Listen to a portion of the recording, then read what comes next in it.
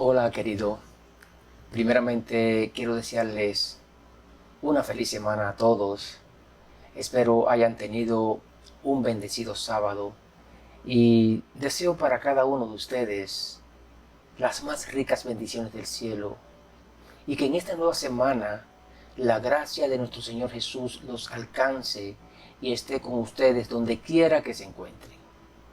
Hoy quiero presentarles un tema de mucha importancia para cada uno de nosotros, pero también de mucha importancia para toda la humanidad. Así que, aunque muchos no lo quieran ver y aún muchos no lo quieran entender y aceptar, pero lo cierto es que nosotros tenemos que repasar constantemente la verdad sobre la historia de este mundo, y no solo repasarla, sino que además debemos dársela a conocer a otros. Y esta verdad, querido, no es otra cosa que los sucesos que han venido aconteciendo desde la muerte, resurrección y ascensión de nuestro Señor Jesús hasta su pronto regreso por segunda vez, que vendrá en busca de sus redimidos. En esta hora quiero comenzar un estudio sobre el libro profético del Apocalipsis, libro que, como todos conocemos, se encuentra al final de la Biblia, y no por ser el último libro deja de ser menos importante para los habitantes de este mundo en estos tiempos que estamos viviendo. Y tal vez en la antigüedad no lo consideraban el más importante porque veían que faltaban por cumplirse muchas profecías que se encuentran escritas en él. Y los cristianos en esa época tal vez veían tan lejano el cumplimiento profético de este libro, que quizás se concentraban más en los evangelios, se concentraban más en las cartas paulinas, en Hechos de los Apóstoles, en el libro de Daniel y otros libros más. Lo cierto es, queridos, que ningún discípulo de Jesús, ni el propio Juan, que fue quien escribió bajo inspiración divina este libro, se imaginaron o se les reveló siquiera que este libro sería escrito para el tiempo final de este mundo. Juan lo vino a saber, pero ya en los últimos años de su vida, cuando ya estaba avanzado en edad. Pero fue en ese momento que Jesús encontró el momento ideal para aparecerse a Juan en visión, diciéndole que escribiera este libro tan importante para nuestra vida. Queridos, y para estudiar este maravilloso libro, este libro profético conocido como el Apocalipsis, tenemos que ir paso por paso, porque para entender este libro, que incluso es el más controversial de toda la Biblia, tenemos que ir masticándolo lentamente, tenemos que ir poquito a poco. Ahora, cualquiera te predica de cualquier libro de la Biblia sin problemas alguno, pero no todos, mis amados, se atreven a predicar sobre este libro. ¿Y por qué? Bueno, hay muchos motivos y razones que muchos de ustedes ya conocen, y además no son todos los que llegan a tener una amplia visión de entendimiento con respecto a todos los acontecimientos, figuras, números, símbolos y demás que aparecen en este maravilloso libro. No todos, aunque tengan un amplio entendimiento y conocimiento sobre este libro, se atreven a predicar sobre el mismo, por motivo número uno: el miedo. Sí, nadie quiere meterse en problemas. Todo el mundo quiere predicar la palabra de Dios. Todo el mundo quiere vivir del evangelio. Todo el mundo quiere ganar un enorme salario predicando la palabra de Dios, pero sin meterse en problemas. Solo se encuentran allí predicando sobre el amor de Jesús por esta humanidad, porque ya ni predican sobre el Antiguo Testamento. Han tomado los 4 evangelios, el libro de Hechos de los Apóstoles y las cartas paulinas, y los han exprimido a la máxima potencia, de tal manera que hasta ya repiten sus sermones. Es como tomar un tubo de pasta dental cuando ya le queda poco, y lo planchamos y lo estiramos, y luego lo exprimimos para sacarle el último poquito de pasta dental que le queda. Yo recuerdo cuando viví en mi país, cuando ya no le quedaba pasta a ese tubo, se rompía y luego con el cepillo se recogía el resto de la pasta dental que le quedaba en su interior. Raspábamos las paredes interiores del tubo de pasta, con el mismo cepillo. Pues así mismo, queridos, están haciendo muchos predicadores hoy día. Exprimen cualquier libro de la Biblia, lo raspan una y otra vez para sacarle sermones, y eso es bueno, porque hay que predicar la palabra de Dios a tiempo y fuera de tiempo. Pero la Biblia, mis amados, no se compone de 3 o 4 libros, nada más. La Biblia tiene muchos libros, un total de 66 libros. Pero hay un libro que se debería estar predicando hoy día, más que nunca antes. Un libro que en realidad es el que deberíamos estar exprimiendo, es el que deberíamos estar raspando, masticando e ingiriendo para estos tiempos. Pero muchos ni lo tocan. Allá al final de la Biblia no van para nada. Es como que han creído que el último libro de la Biblia tal vez sea el libro de Judas o las epístolas de Juan. Lo cierto es, mis amados, que hasta el último libro de la Biblia son muy pocos los que llegan. Y mis amados, vamos a estudiar el libro que el diablo no quiere que se estudie. Vamos a predicar sobre el libro que el diablo ha querido destruir. Y no solamente ha querido destruir al libro, sino también al que lo predica. Esta es la razón número 1, por lo cual los siervos de Dios, por lo cual los ungidos de Jehová no quieren predicar sobre este libro. Porque tienen, ¿qué cosa? Miedo. Y es un grave error, porque le temen más a la ira del diablo, le temen más a las influencias del hombre que a la ira de nuestro Padre Celestial. Pero querido, yo no sé si tú piensas igual que yo, pero yo prefiero enfrentarme a la ira del diablo y no a la ira de Dios. El diablo te podrá destruir, pero Cristo, escucha bien, te va a levantar. Mas sin embargo, el que sea destruido por Cristo, nadie podrá salvarlo, nadie podrá levantarlo. Así que por lógica es mejor obedecer a Dios que a los hombres. ¿Saben cuál fue el lema constante de Juan? ¿Saben por qué los judíos y las autoridades romanas le tuvieron tanto odio a este hombre? Eso lo vemos en el primer capítulo de su primera carta, allí en Primera de Juan, capítulo 1, del versículo 1 al 3. ¿Qué dice Juan? Dice que lo que era desde el principio, lo que hemos oído, lo que hemos visto con nuestros ojos, lo que hemos mirado y palparon nuestras manos tocante al verbo de vida, eso es lo que anunciamos. Y esas palabras de Juan, queridos, las repetía una y otra vez donde quiera que llegaba a predicar la palabra de Dios. Hoy vamos a hacer un recorrido por el primer capítulo como introducción de este estudio, y en encuentros posteriores seguiremos capítulo por capítulo si Dios nos concede la vida. Así que vamos a comenzar con una oración. Oramos.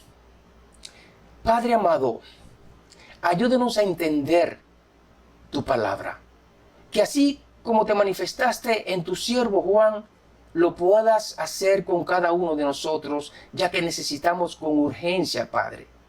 Y te suplicamos a gritos que nos hables y nos ayudes a entender cada palabra escrita en este libro sagrado que fue escrito especialmente para nosotros y para todos los moradores de la tierra que vivimos en la fase final de la historia de este mundo.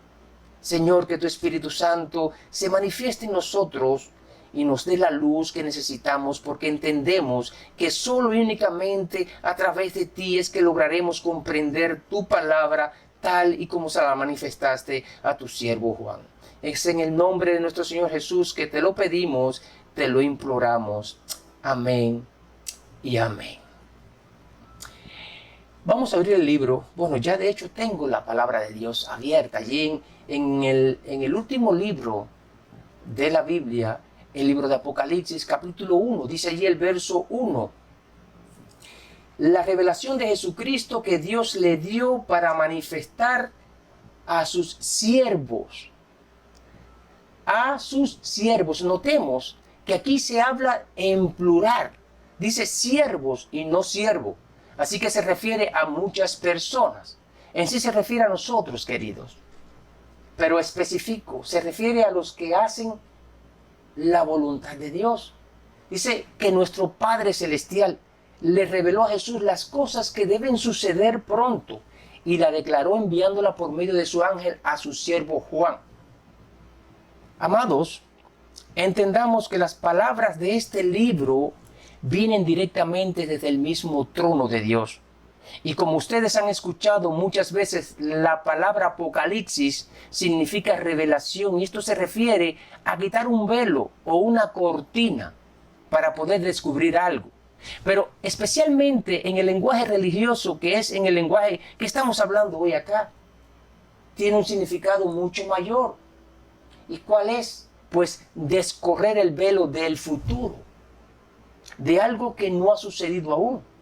Dar a conocer el futuro de la Iglesia Universal de Cristo y el futuro del resto de la humanidad. Queridos, si este grandioso libro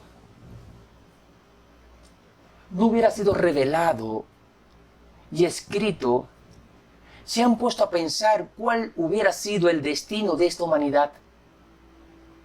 Si aún sabiendo lo que va a pasar, porque lo hemos estudiado muchas veces y muchos se van a perder, y decir muchos es la mayoría.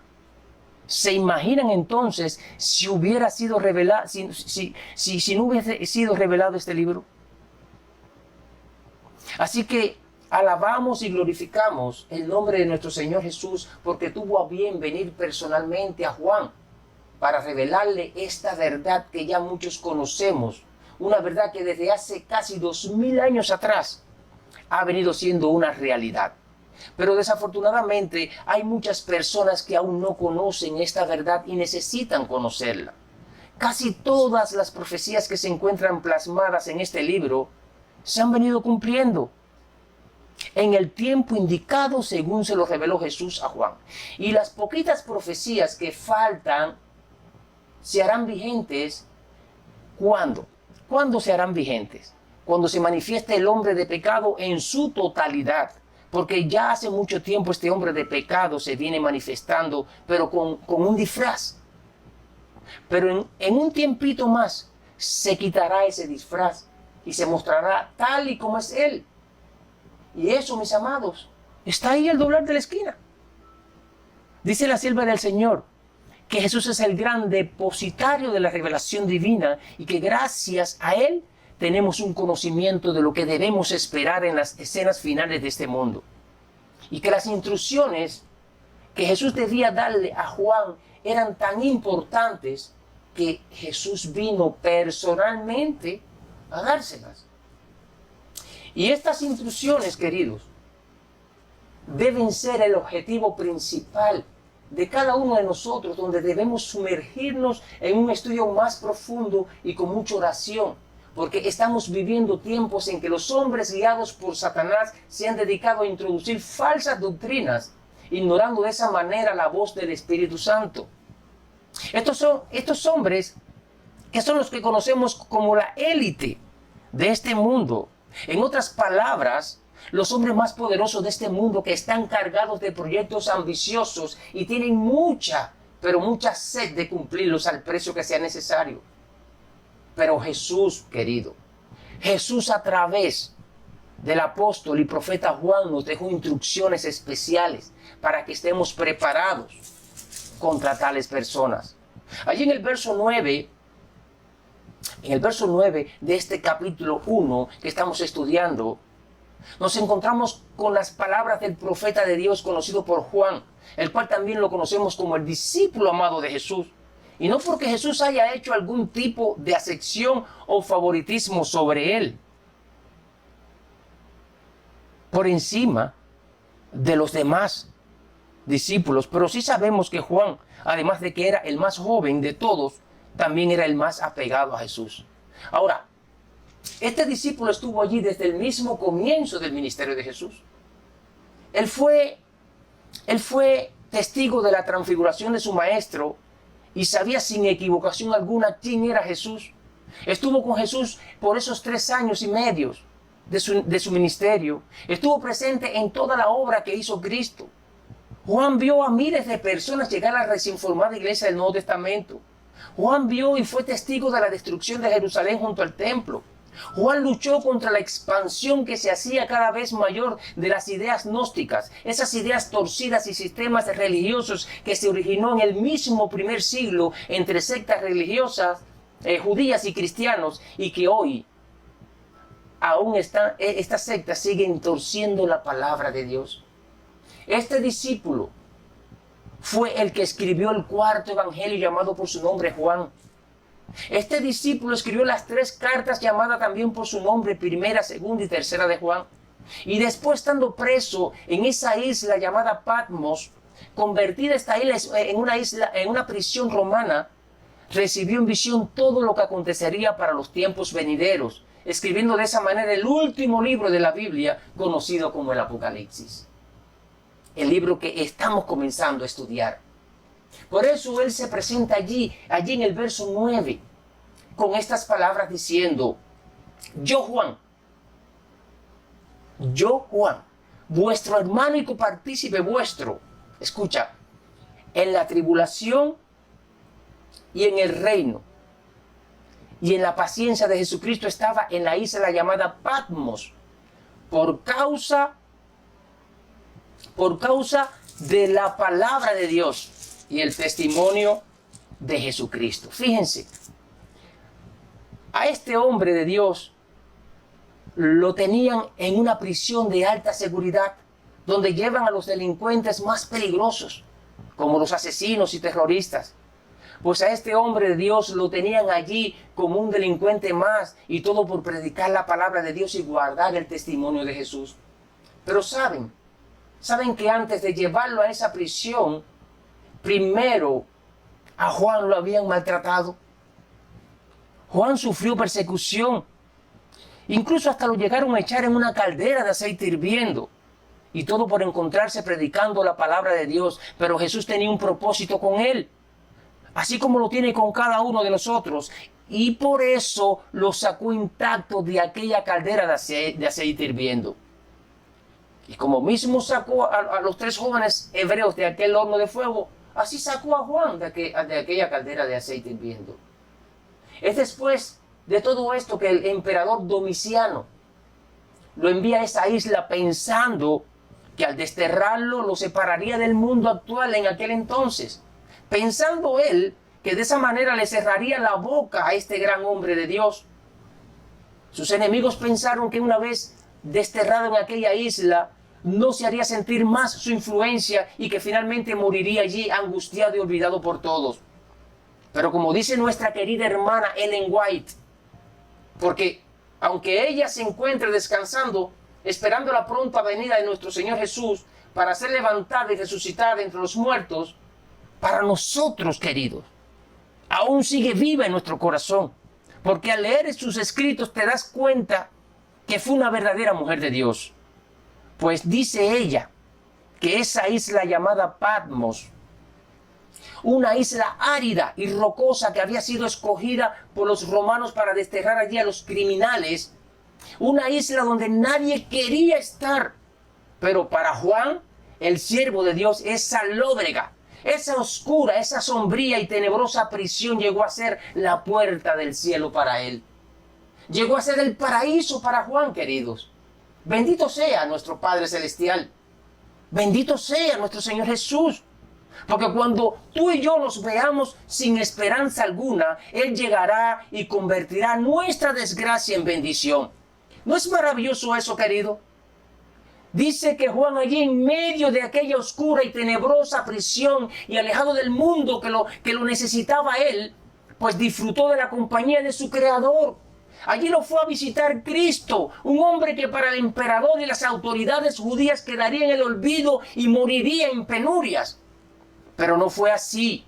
Allí se encontraba disfrutando de la presencia de Cristo y de sus ángeles, recibiendo instrucciones para guiar a su iglesia hacia el futuro. Y amados, hoy Juan no se encuentra entre nosotros, pero lo que escribió, que es palabra de Dios, perdurará para siempre. Y nos ha servido de guía para poder entender los misterios de este mundo. Hoy nuestra hermana White no está entre nosotros, pero lo que escribió, que es palabra de Dios, perdurará también para siempre. Y nos ha ayudado en gran manera a entender mejor las Escrituras. ¿Saben? Después que Juan envejeció, un dato muy curioso. Después que Juan envejeció, recibió más comunicaciones del cielo que las que había recibido durante todos los años anteriores de su vida. Esta historia que conocemos, queridos, de Juan, nos lleva a reflexionar y a darnos cuenta que para Dios no existe la edad. A Moisés lo llamó a qué edad? A los 80 años a cumplir un cometido que para la mente del hombre era imposible y llegó a hacerse una realidad. Y aquí vemos la historia de Juan, que después de alcanzar una edad súper avanzada fue usado por Dios, fue convertido en un profeta de Dios, porque al principio era solo un discípulo de Cristo. Esto nos deja ver, queridos, que Jehová puede usar a cualquiera de nosotros aunque tengamos edad avanzada. Dice la sierva de Dios que cuando fue desterrado a esa isla, muchos consideraron que sería incapaz de continuar la obra de Dios.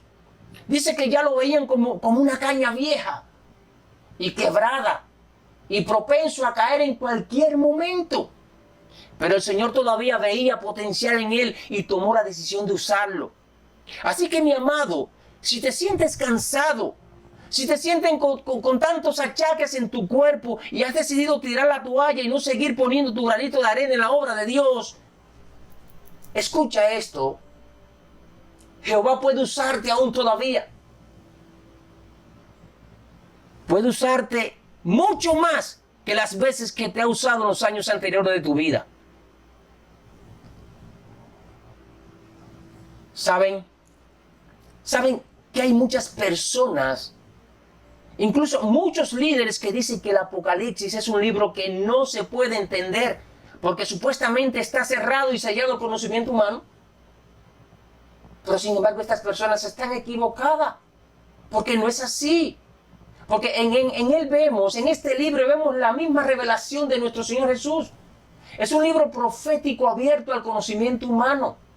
Muchos dicen que este libro es un misterio, que este libro está cerrado al entendimiento humano, pero sin embargo es todo lo contrario, queridos. Por eso Jesús comienza diciéndonos que es una revelación a sus siervos. Y queridos, lo que es revelado no puede ser un misterio. A ver, una pregunta. Si tú no quieres que alguien se entere de algún problema personal tuyo, entonces, es un consejo, no se lo digas a nadie. Y eso sí es un secreto. Se mantendrá oculto y cerrado para las demás personas, ¿verdad? Pero una vez que tú tomas la decisión de decírselo a alguien, dejó de ser un secreto, amado. Dejó de ser un secreto, querido. Y aunque no se lo digas a más nadie, esa persona que se encargará de divulgarlo, esa única persona que tú se lo dijiste, se encargará de divulgarlo.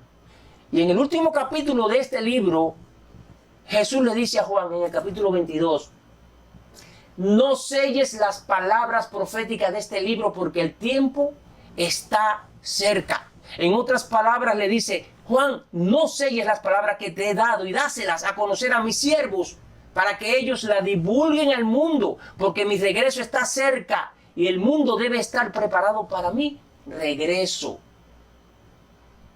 Allí en Deuteronomio capítulo 29, versículo 29, nos dice Jehová que las cosas secretas solo pertenecen ¿a quién? Pues solo pertenecen a Él. Mas las reveladas, como han sido en este libro del Apocalipsis, son para nosotros, queridos. Y allí en el verso 19, ya estamos aquí en el primer capítulo del Apocalipsis, verso 19, Jesús le dice a Juan, escribe las cosas que has visto y las que son y las que han de ser después de estas. Ahora, ¿para qué? ¿Para qué Jesús le ordenó a Juan que escribiera todo lo que vio? Pues para que se las enviara ¿a quién? A las 7 iglesias. Entonces esto nos confirma que Jehová desea que todos sus hijos puedan conocer ampliamente el futuro. Y este es el objetivo principal de este libro, que todos conozcamos los eventos del pasado, que todos conozcamos los eventos del presente y sobre todo los eventos del futuro. ¿Y qué nos dice el verso 3 de este capítulo? ¿Qué nos dice? Dice, bienaventurados el que lee y los que oyen las palabras de esta profecía y guardan las cosas que en ellas escritas están, porque el tiempo está cerca, queridos. Ahora, para poder guardar las cosas escritas en este libro, primero tenemos que entender sus palabras, palabra por palabra y evento por evento. Así que este libro no fue escrito solo para leerlo y oírlo, sino que también fue escrito para que lo guardemos, porque contiene órdenes y mandatos que tenemos que observar y cumplir tal y como lo dejó dicho Jesús a través de Juan. En este libro, mis amados, vamos a ver un número clave. Es un número simbólico, pero además es un número profético. Y es el número 7. Y en toda la Biblia aparece este número con una totalidad de 380 veces. Lo encontramos 311 veces en el Antiguo Testamento y 69 veces en el Nuevo Testamento. Pero solo aquí en el Apocalipsis aparece por 31 veces. Por ejemplo, aquí se mencionan 7 iglesias, 7 candeleros, 7 estrellas, 7 ángeles, 7 sellos, 7 trompetas, 7 truenos, 7 plagas, 7 ojos, 7 espíritus, 7 cabezas, 7 montes, 7 reyes, 7 copas, etcétera, etcétera, etcétera. Ahora, este número 7, ¿qué significa? Tiene un significado especial, ¿verdad? Pues significa perfección, querido. Significa perfección, ¿verdad? Ya que en 7 días Jehová completó la semana literal de la creación de este mundo, comenzando desde el domingo y terminando el día sábado. Este número 7 significa la perfección de Dios y también significa la plenitud de Dios. Ahora, a partir del verso 11, Jesús le dice a Juan, escribe en un libro lo que ves y envíalo ¿a dónde? Pues envíalo a las 7 iglesias que están en Asia. ¿Y cuáles son esas iglesias? A Éfeso, Esmirna, Pérgamo, Tiatira, Sardi, Filadelfia y Laodicea. Y dice Juan que se volvió para ver la voz del que le hablaba y al volverse vio 7 candeleros de oro. Y en medio de estos candeleros vio a uno semejante al Hijo del Hombre. En los evangelios, ¿a quién se identifica como el Hijo del Hombre? El término Hijo del Hombre es utilizado por el propio Jesús unas 80 veces para referirse a sí mismo. Entonces, eso quiere decir que con quien Juan se encontró en esa visión fue con el propio Jesús vestido con una ropa que le llegaba hasta donde, hasta los pies, y ceñido por el pecho con un cinto de oro. Dice la sierva de Dios que Juan, al dar media vuelta, contempló a su maestro, con quien había caminado y había conversado con él unos 60 años atrás. Pero se sorprende a ver cómo su maestro había cambiado su apariencia. Juan lo había visto en el pasado vestido con un viejo manto de púrpura y con una corona de espinas. Pero ahora lo ve vestido con un ropaje de brillo celestial y ceñido con un cinto de oro. Vio que su cabeza y sus cabellos eran blancos como la lana, y sus ojos como llamas de fuego, y sus pies semejantes al bronce bruñido. Por eso al verlo cayó como muerto a sus pies, porque no se sentía digno de verse ante la presencia de su Señor. Cuando Juan ve a Jesús caminando entre los 7 candeleros de oro, eso tiene un significado muy especial para nosotros, queridos. Porque Jesús nos dejó una promesa diciéndonos que estaría con nosotros todos los días. ¿Hasta cuándo? Hasta el fin del mundo. Y aquí se ve a Jesús caminando entre esos 7 candeleros para mostrarnos lo que nos prometió. Para mostrarnos que lo que nos prometió lo está cumpliendo. En esta visión de Juan se ve plasmada la constante vigilancia que tiene Jesús con su iglesia. Nunca Jesús nos abandonó. Él está ahí, aunque muchos piensen que no lo está. Dice el Salmo 121 que Jesús nunca se adormecerá, ni dormirá nunca, y que siempre nos guardará. Así que el cuadro de esta visión revela la eterna vigilancia que Cristo tiene con su pueblo. Amados del cielo, Cristo se encuentra en medio de los 7 candeleros caminando de iglesia en iglesia, de congregación en congregación y de corazón en corazón. Dice la sierva de Dios que si Jesús hubiera dejado esos candeleros al cuidado de seres humanos, con cuántas frecuencias la luz de esos candeleros se apagaría. Pero Jehová no entregó su iglesia en manos de hombres. Jehová se la entregó a su Hijo amado, Cristo Jesús, aquel que dio su vida por este mundo. Él sí será, mientras estemos en este mundo de pecado, el guardián fiel y leal de su iglesia. Cristo camina en medio de su iglesia, a lo ancho y a lo largo de la tierra, queridos. Él nos observa con mucho interés para ver si nosotros nos encontramos en esa óptima condición espiritual, de tal manera que podamos avanzar su obra en esta tierra. Y nos está midiendo a cada uno de nosotros para ver si cumplimos, tanto en palabras como en hechos, los requerimientos que Él demanda de nosotros.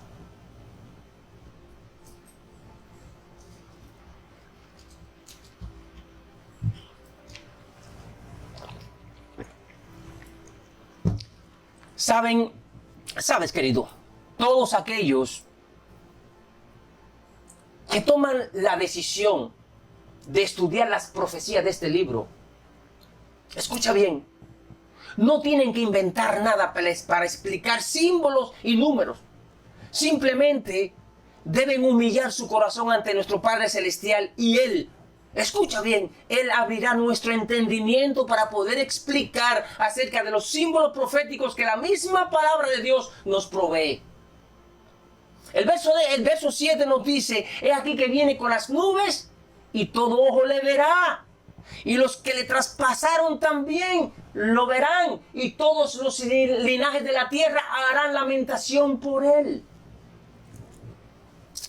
Amados, sabemos que existen muchas denominaciones. Y dentro de estas denominaciones, Jehová tiene hijos fieles. Pero sin embargo, muchos están allí engañados. Están cegados porque se han estado alimentando con falsas doctrinas. Y una de esas doctrinas es en lo que ellos creen como rapto secreto.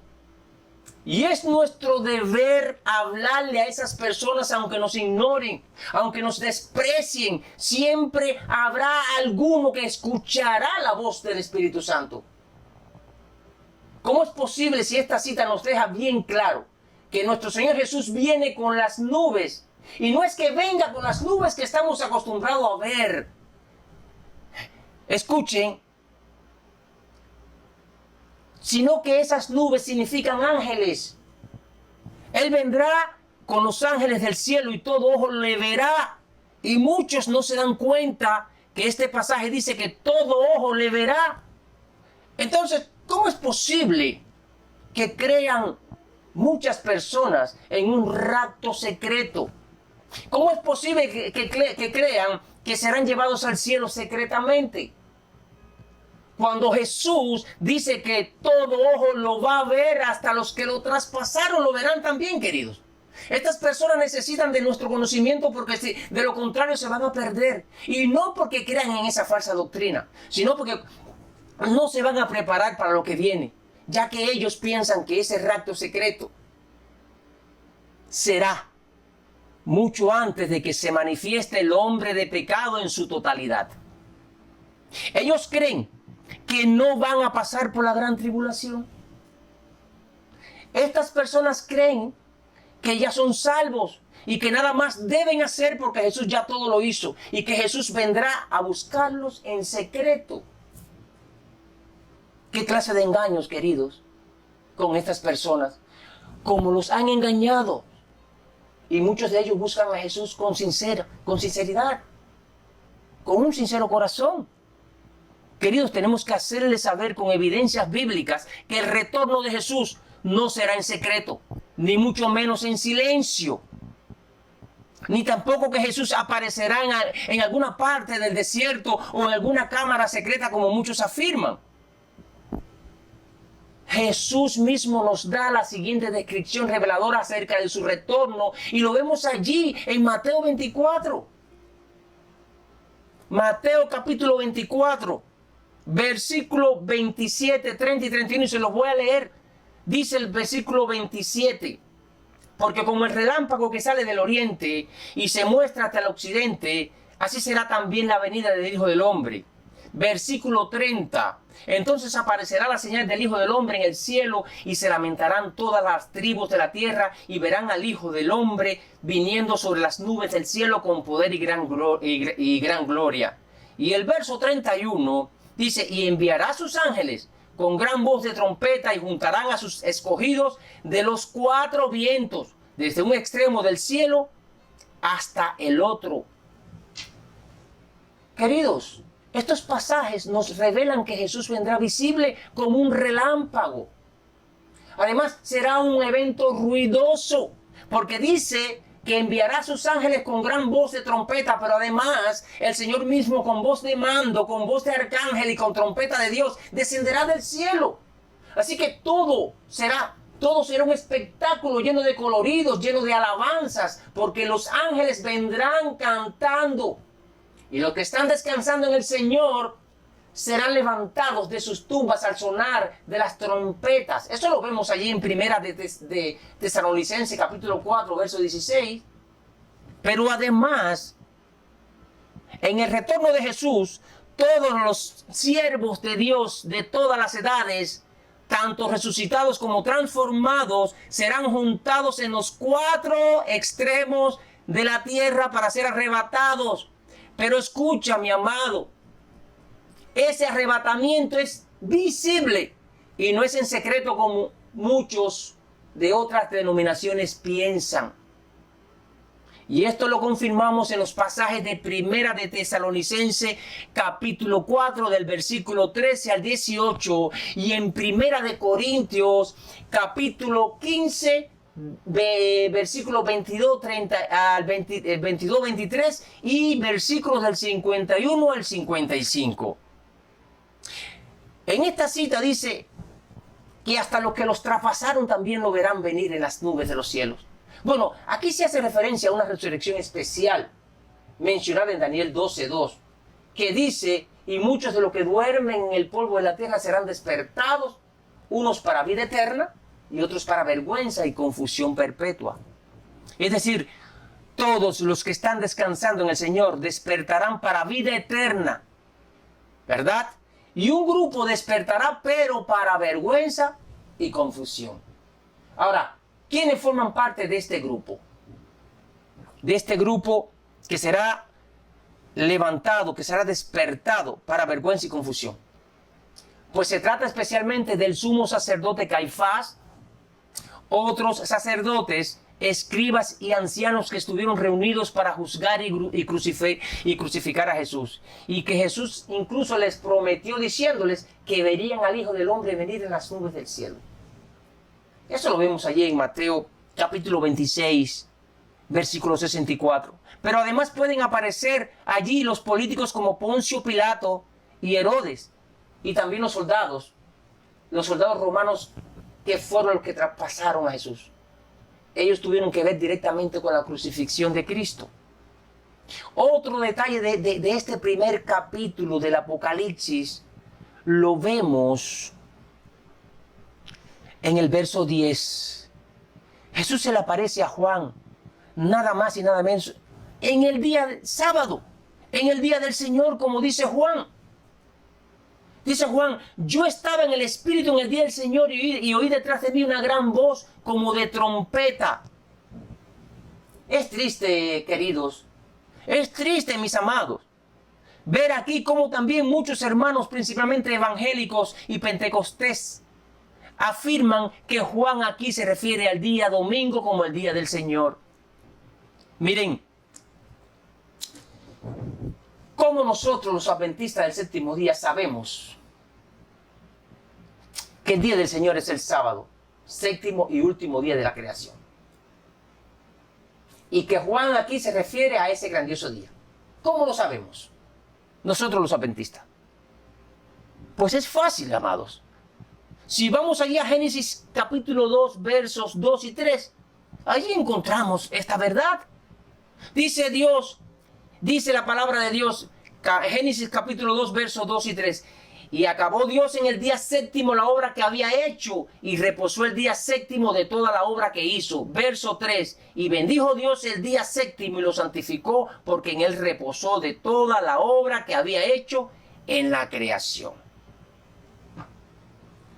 Es muy difícil de ver que el día del Señor es el día séptimo, el último día de la creación. ¿Es difícil? Pues no, no, queridos.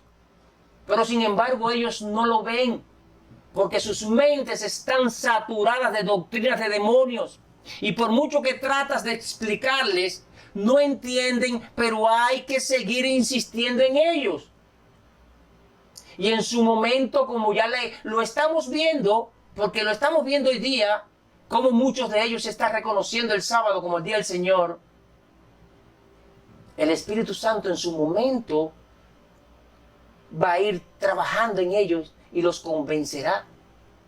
Y esta misma verdad sobre el día del Señor también la encontramos allí en Éxodo capítulo 20, versos del 8 al 11, que dice el cuarto mandamiento de Dios: acuérdate del día de reposo para santificarlo. 6 días trabajarás y harás toda tu obra, mas el séptimo día el reposo para Jehová tu Dios. No hagas en él obra alguna, ni tú, ni tu hijo, ni tu hija, ni tu siervo, ni tu criada, ni tu bestia, ni tu extranjero que está dentro de tus puertas. Porque en 6 días hizo Jehová los cielos, la tierra, el mar y todas las cosas que en ellos hay, y reposó en el séptimo día. Por tanto Jehová bendijo el día de reposo y lo santificó. Es un pasaje que nosotros los adventistas lo conocemos de memoria, porque lo repetimos cada día.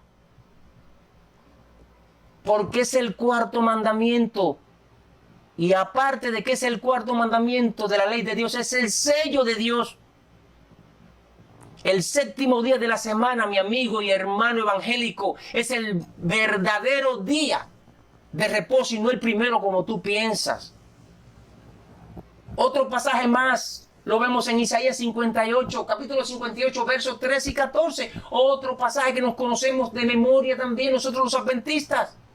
Dice: si retrajeres del día de reposo tu pie a hacer tu voluntad en mi día santo y lo llamares delicia, santo, glorioso de Jehová, y lo venerares, no andando en tus propios caminos, ni buscando tu voluntad, ni hablando tus propias palabras, entonces, dice Jehová, te deleitarás en Jehová y yo te haré subir sobre las alturas de la tierra y te daré a comer la heredad de Jacob tu padre, porque la boca de Jehová lo ha hablado. Y hablando hace apenas unos 2 meses, hablando con una persona sobre el día de reposo instituido por Dios desde la misma creación, esta persona quedó convencida y terminó diciéndome estas palabras: bueno, tienes razón, porque nosotros los evangélicos ni guardamos el día domingo. Vamos a la iglesia y cuando termina el culto hacemos el día domingo como un día normal igual que otro. Nos vamos de compra, nos vamos a comer a cualquier lugar y nos sentamos allí y escuchamos hasta música del mundo. Y eso lo hacemos muy normal. Y hasta muchos, dice él, se van a trabajar. Y es verdad, la Biblia dice que ese día es santo y que no se debe hacer obra alguna. Queridos, y pudiéramos mencionar infinidades de pasajes bíblicos que confirman esta verdad. Y haciendo un poquito de énfasis sobre el domingo, que se menciona solamente 8 veces en el Nuevo Testamento, nadie lo menciona como el día del Señor. Los 4 evangelios que fueron escritos tiempo después de la ascensión de nuestro Señor Jesús, en ninguno de ellos se menciona el domingo como el día del Señor, sino que hacen alusión como el primer día de la semana, que el domingo es el primer día de la semana y nada más. Y lo vemos allí en Mateo 28:1, lo vemos en Marcos 16, versos 1 y 2, lo vemos en Lucas 24:1, lo vemos en Juan capítulo 20, versículo 1. Así que hay evidencia suficiente de que no hay una base bíblica donde ellos se apoyen en decir que el domingo es el día del Señor. Ahora, ¿de dónde viene todo esto? ¿De dónde viene toda esta mentira? Hay que analizar un poco de historia, porque por allá por el año 388 después de Cristo, hubo un emperador católico llamado Teodosio, que cambió el nombre en latín, Dies Solis, que significa día del sol, por otro nombre. Así que cambió Dies Solis por el nombre Dies Dominicus, que significa día del Señor. Y esto lo hizo para que el día del sol romano no sonara tan pagano, ya que el imperio romano había aceptado el cristianismo como su religión oficial. Y varios siglos después, cuando se originó el idioma español, se comenzó a utilizar el nombre que conocemos hoy como el día domingo. Esta es la verdad de toda esta gama de mentiras y engaños, amados. Pero además, la palabra domingo se pronuncia en inglés Sunday. ¿Y qué significa esta palabra? Vamos a ver, porque la palabra está compuesta por 2 palabras unidas. Sun, que significa sol, y day, que significa día. Y si lo unimos, nos damos cuenta que significa, ¿qué cosa? Día del sol. ¿Y quiénes adoran al sol? Pues muchas religiones paganas. Y eso es lo que siempre ha buscado Satanás, que aquellos que han aceptado a Cristo desvíen su vista de la verdadera luz que es Cristo Jesús y lo adoren a Él como el Dios del sol. Tanto es así que por ahí viene un edicto promulgado por el hombre de pecado, y hablando más abiertamente, viene un edicto por el sistema papal conocido como el cuerno pequeño, que se habla allí en Daniel 2, 7 y 8, para que toda la humanidad guarde el domingo, el día del sol, y no el sábado, que es el verdadero día de reposo instituido por Dios y plasmado en su ley como el 4º mandamiento. Así que, mi amigo, si tú estás guardando el domingo como el día del Señor, sal de ahí. Sal de ahí y busca la verdad en Cristo. Y para ir terminando, vamos a la visión de Juan, cuando él ve a Jesús entre los 7 candeleros. Este pasaje, amados, nos presenta una descripción majestuosa de Jesús y a la vez nos da a entender mucho acerca de su carácter glorioso y sublime. Dice Juan que su ropa le llegaba hasta los pies y su pecho estaba ceñido con un cinto de oro. ¿Y esto qué cosa representa? Pues representa su vestimenta sacerdotal, que es la vestimenta que tiene Cristo Jesús en este momento puesta, como nuestro sumo sacerdote intercediendo por nuestros pecados. Dice que su cabeza y sus cabellos blancos como blanca lana, como nieve. Esto representa su pureza, su dignidad y sabiduría. Dice que sus ojos eran como llamas de fuego. Esto representa que Jesús lo ve todo y sus ojos penetran profundamente en el corazón del ser humano. Dice que su voz era como estruendo de muchas aguas. Esto hace alusión a sus poderosas declaraciones en su palabra. Y es interesante ver cómo Jesús se presenta ante Juan con un aspecto muy parecido a su Padre Celestial. Porque si vamos allí a Daniel capítulo 7, verso 9, Dice Daniel que estuvo mirando hasta que fueron puestos tronos y se sentó un anciano de días, cuyo vestido era blanco como la nieve y el pelo de su cabeza como lana limpia. Su trono llama de fuego y la rueda del mismo fuego ardiente. Es decir, que antes de que Jesús se le apareciera a Juan, ya se le había aparecido a Daniel como unos 700 años antes, en dos visiones muy parecidas que se encuentran registradas allí en Daniel capítulo 10, versículos 5 y 6, y en Daniel capítulo 12, versículos 6 y 7. Y por honor al tiempo, no lo voy a leer, pero ustedes pueden buscarlo y leerlo. Pero lo curioso aquí, queridos, lo curioso en esto, es que estas apariciones de Jesús en Daniel tuvo una conexión directa con Apocalipsis, capítulo 10, versos del 1 al 6. Porque en estas visiones, Cristo se le aparece a Juan con casi todas estas mismas características del Padre. ¿Se acuerdan cuando Felipe allí en Juan 14 le dice a Jesús que le mostrara al Padre y con eso bastaba? ¿Y qué le dijo Jesús a Felipe? Tanto tiempo que llevo con ustedes, Felipe, y no me has conocido.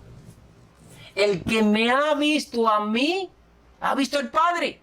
¿Cómo puedes tú, Felipe, decir, muéstranos al Padre? ¿Acaso no crees que yo soy el Padre y el Padre en mí?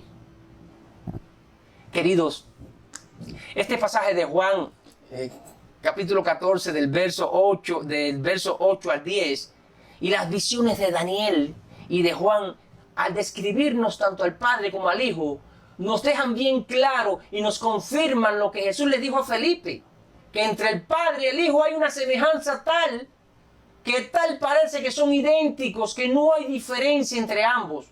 Por lo menos eso es lo que hemos podido ver en estos pasajes.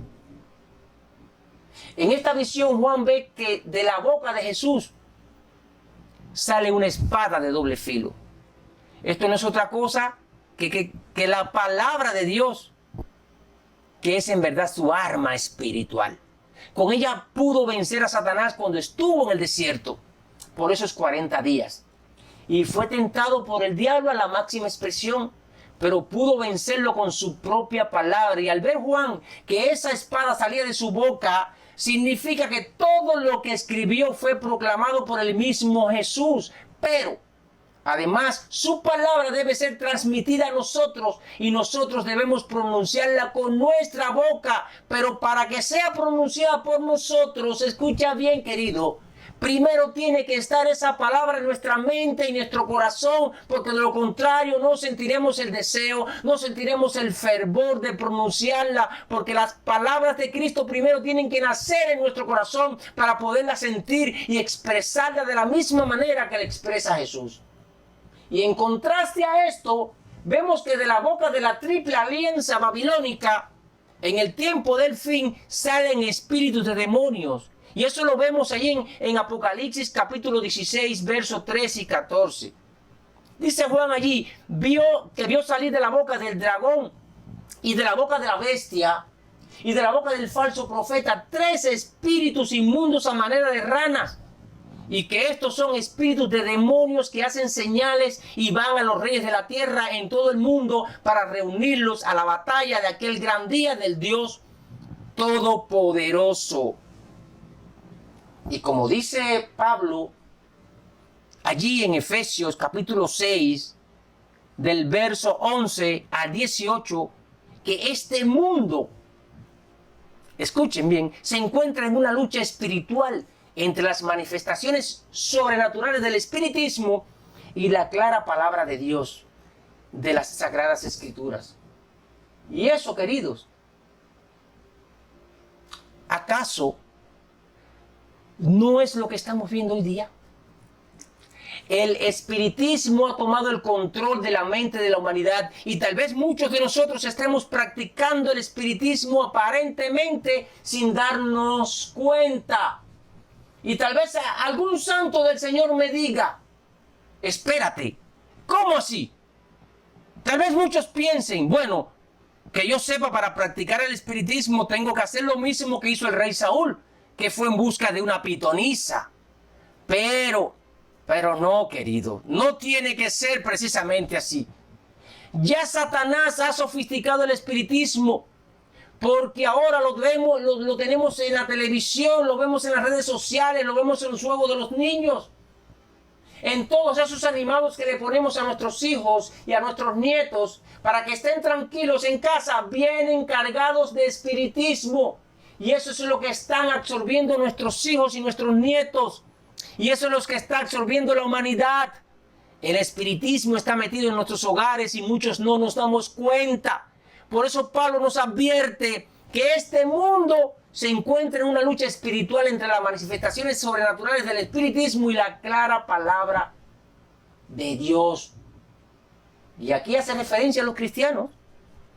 Y tenemos que tener cuidado, queridos, porque para predicar la palabra de Dios con el corazón, para predicar la palabra de Dios con fervor, con ganas, con deseo, con ese fuego, tenemos que despojarnos de todo lo que nos tiene entretenidos en estos momentos, que no sea única y exclusivamente la palabra de Dios.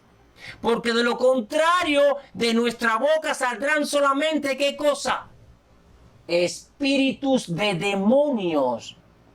Dice Juan en el verso 17 que cuando vio a Jesús, cayó como muerto a sus pies.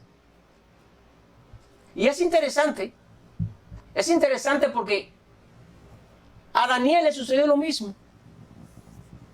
Allí en Daniel, capítulo 10, del verso 5 al 11, lo podemos ver.